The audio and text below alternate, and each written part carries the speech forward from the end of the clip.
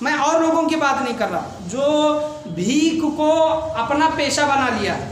بھیک جو لوگ خاص کر ہمارے مسلمانوں کے اندر دکھائی دیتے ہیں, برقع پہن کر, ٹوپی پہن کر, داڑھی رکھ کر لوگ آج بھیک مانگتے ہیں. اگر آپ ان کو 1000 بھی دے دو, یعنی ایک انسان دن میں کتنا کماتا ہے, 200 400 500 1000 روپے تک کماتا ہے. ایک دن کا گھر چلنے کے لیے 200 400 500 روپے کافی ہیں.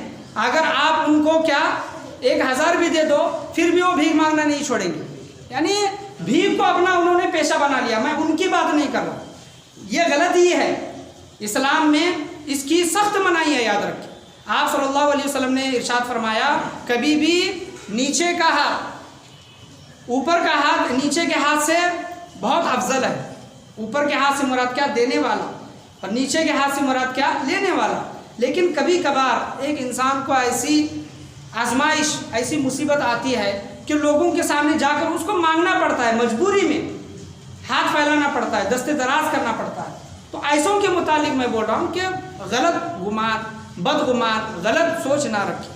اور جن لوگوں نے اسلام کو بدنام کیا ہے, مسلمانوں کو بدنام کیا ہے, برقع پہن کر, داڑھی رکھ کر, ٹوپی پہن کر لوگوں سے بھیک مانگتے ہیں, چاہے ان کو آپ 1000 روپے دے دو پھر بھی وہ بھیک مانگنا نہیں چھوڑیں گے. یہ غلط راستہ ہے اور ایسوں کو دینا بھی نہیں چاہیے. جو صحیح حقدار ہیں, جو صحیح فقیر ہے, فقیر اس کو بولا گیا ہے کہ آج اس کے پاس کھانے کے لیے پیسہ ہے یا پھر اناج ہے آج, اور کل کا نہیں ہے, یعنی دوسرے دن کا نہیں ہے, تو وہ فقیر ہے, اس کی مدد کرو.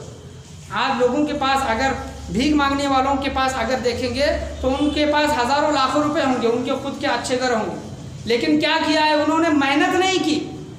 کیا نہیں کی, محنت کر کے پیسہ حاصل نہیں کرتے. آسانی سے لوگوں کے پاس ہاتھ پھیلانے سے ان کو پیسے مل جاتے ہیں, تو انہوں نے یہ سمجھا ہے کہ محنت کرنے کی کیا ضرورت ہے. یہ ٹاپک میرا ہٹ رہا ہے کچھ, لیکن میں آپ کے سامنے بیان کرنا چاہوں. حضور صلی اللہ علیہ وسلم کی بارگاہ میں ایک شخص آیا اور اپنی غریبی کا حال اس نے بیان کیا کہ یا رسول اللہ, میں غریب ہوں, میرے گھر میں کھانے کے لیے پیسے نہیں ہیں, میرے بچے بیوی بھوکے مر رہے ہیں. تو آپ صلی اللہ علیہ وسلم نے اس وقت اس کی مدد نہیں کی, بلکہ آپ صلی اللہ علیہ وسلم نے کہا کہ ایک کلاہڑی اور ایک لکڑی کا دستہ اس کے لیے منگایا گیا. کیا کیا گیا, آپ صلی اللہ علیہ وسلم نے کہا کہ تیرے گھر میں کچھ چیز ہے وہ لا کر دو. تو کوئی بھی ایک گھر میں ایک چیز ہوگی وہ لا کر دی. آپ صلی اللہ علیہ وسلم نے کہا کہ اس چیز کو کون خریدے گا.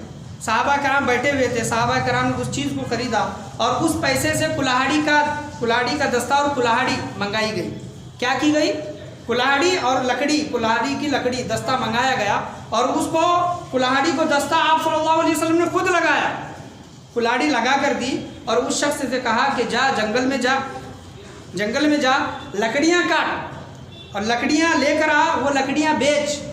مثال کے طور پر میں آپ کے سامنے بیان کرنا چاہوں, یہاں کے روپے میں اگر تجھ کو 1 روپیہ ملتا ہے, کتنا ملتا ہے, 1 روپیہ ملتا ہے, تو 8 آنے اپنے گھر والوں پر خرچ کر, 4 آنے اپنے لیے رکھ, اور 4 آنے کیا کر, تو خدا کے راہ میں اس کو دے.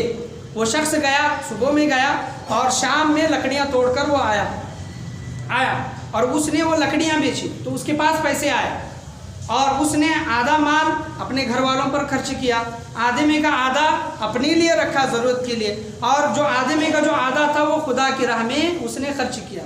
بتانے کا یہاں پر مقصد یہ ہے کہ جو انسان صبح میں ہاتھ پھیلا رہا تھا, شام میں وہی انسان خدا کی راہ میں خرچ کرتا ہے.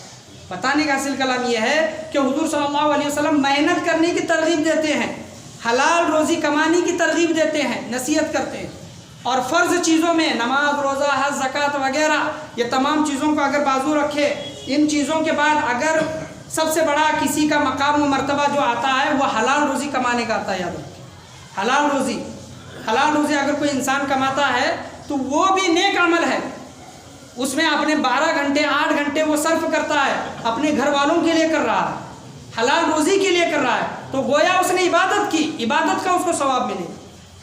تو لوگوں نے بھیک کو کیا بنا رکھا ہے, اپنا پیشہ بنا رکھا ہے, تو اس سے بچنے کی کوشش کرنی چاہیے. پڑھے سبسکرائب کیجئے ہمارے چینل کو اور بیل آئیکن کو دبائیے ہماری لیٹسٹ ویڈیو سب سے پہلے دیکھنے کے لیے.